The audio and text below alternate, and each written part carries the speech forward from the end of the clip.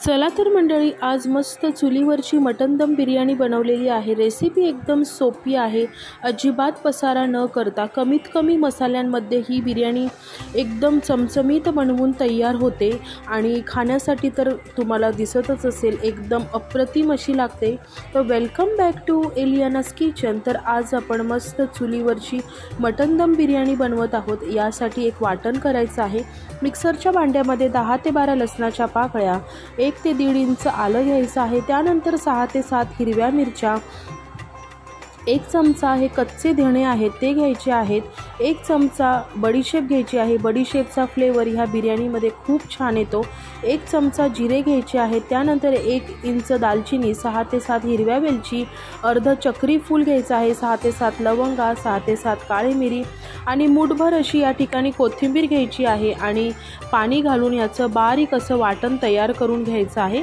हे एकदम बेसिक ह्या बिर्याणीचं स्पेशल असं वाटण आहे। याच वाटणामुळे ही बिर्याणी एकदम फ्लेवरफुल होणार आहे, कारण यामध्ये आपण कोणतेच जास्त मसाले वापरलेले नाहीयेत।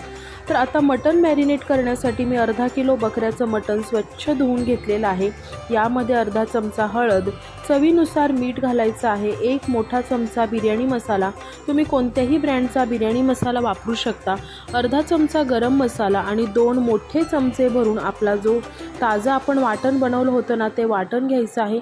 2 ते 3 चमचे ताजं दही घ्यायचं आहे। दह्यामध्ये जास्त पाणी नसावं आणि 1 कप तळलेला कांदा घ्यायचा आहे, ज्याला बिरिस्ता असं म्हणतात, आणि अर्धा कप तळलेल्या कांद्याचं तेल यामध्ये घालायचं आहे।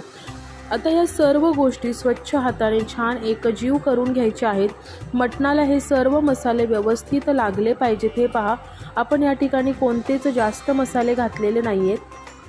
आता हे मटण कमीत कमी 1 तास आपल्याला मॅरिनेट करायला ठेवायचं आहे। तर या ठिकाणी पहा, मस्त चूल पेटलेली आहे। तर आता चुलीवर मी एक कुकर ठेवलेला आहे आणि यामध्ये 2 चमचे तेल घालून घ्यायचं आहे। आता तेल छान गरम झालं की यामध्ये अन्नपूर्णाची पानं घालायची आहेत। यामुळं बिर्याणीला स्वाद आणि सुवास खूप छान येतो। नसेल तर तुम्ही 2 ते 3 तमालपत्र घालू शकता। आता यामध्ये 1 चमचा जिरं आणि 2 ते 3 हिरव्या मिरच्या बारीक चिरून घातलेल्या आहेत। आता 2 बारीक पातळ चिरलेले कांदे यामध्ये घालायचे आणि कांदा छान असा परतून घ्यायचा आहे। तर आमच्या बॅकयार्डमध्ये तुम्ही पाहू शकता असा व्ह्यू आहे आणि मस्त चूल पेटलेली आहे।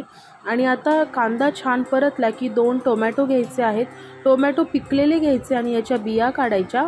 तर आता टोमॅटो देखील छान मऊसर होईपर्यंत परतून घ्यायचे आणि 1 चमचा आपला जो हिरवा मसाला आपण राहिला होता तो यामध्ये घालायचा आणि हे व्यवस्थित आपल्याला परतून घ्यायचं आहे। या बिर्याणीचा मेन इन्ग्रेडियंट म्हणजे आपण जो हिरवा मसाला बनवला ना तोच आहे।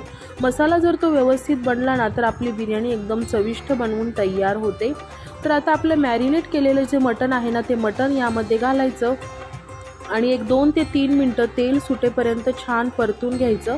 आता ज्या भांड्यामध्ये मटण मॅरिनेट केलं होतं ना त्याच भांड्यामध्ये मी 1 ते 1.5 कप पाणी घेतलेलं आहे आणि हे पाणी यामध्ये घालायचं। हे गरम पाणी होतं आणि कुकरचं झाकण लावून याला 5 ते 6 शिट्ट्या करून घ्यायच्या।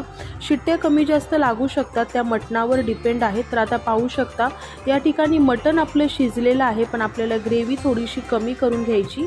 तर पुन्हा मी हे भांडं चुलीवर ठेवलेलं आहे आणि याची ग्रेव्ही आटवून घेतलेली आहे। तर मस्त मटण शिजलेलं आहे आणि आता आपल्याला बिर्याणी असेंबल करून घ्यायची आहे।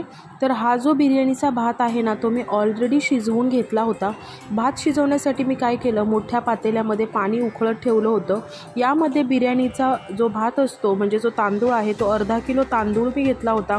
पाण्याला छान उकळी आली की त्यामध्ये सर्व खडे मसाले घातला, तांदूळ घातला आणि तांदूळ 80% शिजवून घेतला आणि गरम पाण्यातून बाहेर निथळत ठेवला आणि मस्त मोकळा सडसडीत आपला बिर्याणीचा भात तयार झाला। तर आता या ठिकाणी लेअरिंगसाठी मी काय केलं, खाली तळाला 1 चमचा तेल घातलेला आहे। त्यानंतर एक छोटा भाताचा लेयर पातळ दिला, यावर मटणाचा लेयर दिलेला आहे, पुन्हा भाताचा लेयर देऊन यावर तळलेला कांदा, हिरवीगार कोथिंबीर, पुदिना, त्यानंतर आवडीनुसार हिरवा आणि केशरी कलर घातलेला आहे। पुन्हा यावर मटणाचा थर दिला, पुन्हा भाताचा थर देऊन आवडीनुसार बिर्याणी मस्त कांदा, कोथिंबीर, पुदिना आणि हिरवा केशरी कलरने सजवून घेतली। शेवटी मस्त एक चमचा भरून साजूक तूप घातलेलं आहे आणि ही बिर्याणी दम देण्यासाठी तयार आहे। तर चुलीवर मी एक तवा ठेवला, तव्यावर हे बिर्याणी पॉट ठेवलेला आहे आणि 15 ते 20 मिनिटं बिर्याणी लो फ्लेमवर छान दम देऊन घ्यायची आहे। आणि तुम्ही पाहू शकता 20 मिनिटांनंतर ही 10 मिनिटं बिर्याणी अशीच झाकून ठेवली होती आणि पूर्ण घरामध्ये एकदम जबरदस्त घमघमाट सुटला आहे। तुम्ही पाहू शकता बिर्याणी एकदम मस्त मोकळी सडसडीत बनवून तयार झालेली आहे। अजिबात एकदम अशी स्पायसी पण नाही आणि कोणतेही फॅन्सी मसाले आपण यामध्ये वापरलेले नाही। तुम्ही पाहू शकता जास्त तामझाम देखील नाही आहे। अशी परफेक्ट अशी ही मटन दम बिर्याणी आपली बनवून तयार झालेली आहे। एकदा ह्या पद्धतीने ना नक्की मटन दम बिर्याणी बनवून पहा। तुमच्याकडे चूल नसेल तर सेम ह्याच प्रकारे तुम्ही गॅसवर देखील ही बिर्याणी बनवू शकता। एकदम परफेक्ट मटन शिजलेलं आहे आणि भात एकदम मोकळा सडसडीत झालेला आहे। तर आजची ही मटन दम बिर्याणीची रेसिपी एकदम स्टेप बाय स्टेप तुम्हाला कशी वाटली हे मला कमेंट करून नक्की सांगा। व्हिडिओ आवडला असेल तर व्हिडिओला लाईक, शेअर आणि एलियानास किचनला नक्की सबस्क्राईब करा। व्हिडिओ पाहिल्याबद्दल धन्यवाद। Take care and bye.